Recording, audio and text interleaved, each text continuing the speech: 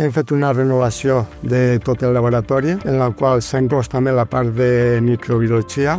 Aquesta renovació ha consistit en fer una distribució nova d'acord a les necessitats actuals del nostre laboratori. S'ha concentrat tot el que és la part d'urgències perquè tinga tot més fàcil accés als tècnics. Després està la part de bioquímica. S'ha fet una zona exclusiva per al que és banc de sang i hematologia. Per últim, hem fet també una zona específica de preanalítica.